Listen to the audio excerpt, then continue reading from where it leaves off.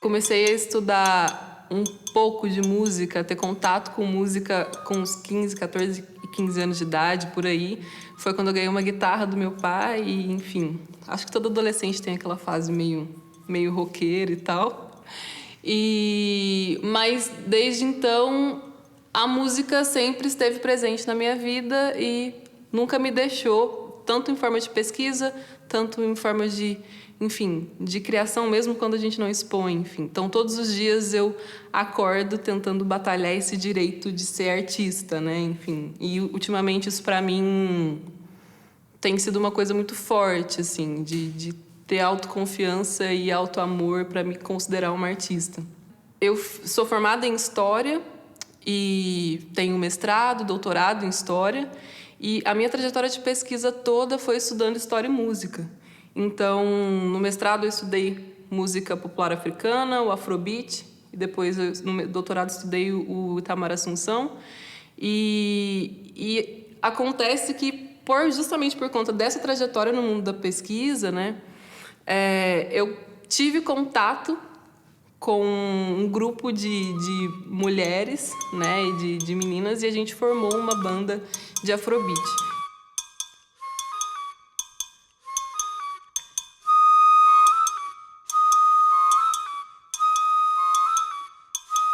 Bom, o meu processo criativo, ele é um pouco híbrido, assim.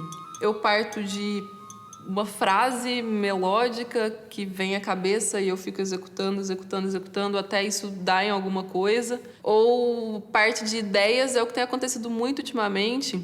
Essa, por exemplo, que eu fiz hoje, ela se chama Cheiro de Sangue. Como trazer para música, para os elementos musicais, essa outra coisa sensorial, que é o cheiro, né? E eu tava, enfim, na roça, e aí a água tem um cheiro diferente, porque a água de mina, ela tem um cheiro mais de ferro, e, enfim, eu tava no meu ciclo menstrual e tinha questão de sangue, e aí você mata uma galinha para comer e aí vê o sangue. Enfim, tem todas essa coisa da relação com o sangue e o cheiro, né? E isso mudou um pouco depois que aconteceu esse massacre, né? A chacina do Jacarezinho. Mas teve uma cena específica que me fez trazer essa questão de novo, né?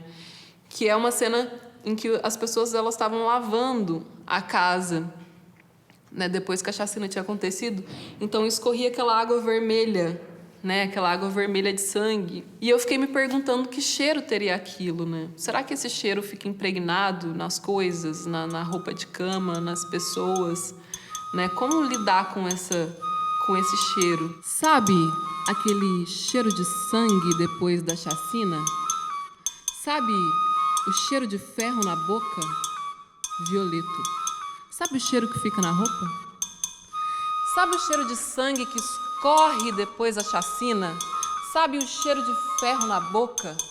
Violeto. Sabe o cheiro que fica na roupa?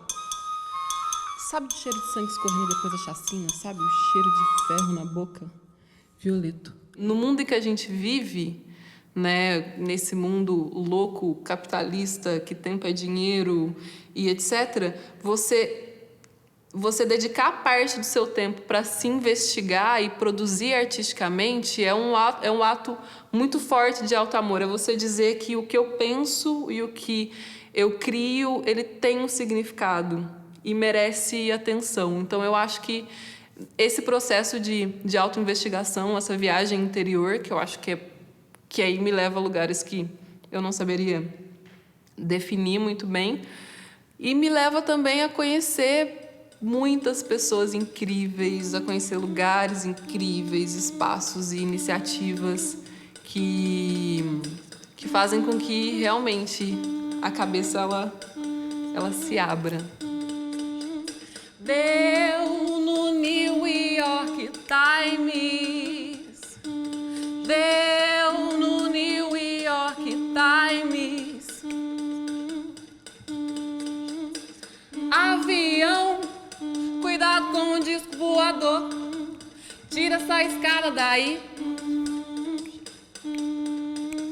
Avião, cuidado com o disco voador. Tira essa escada daí.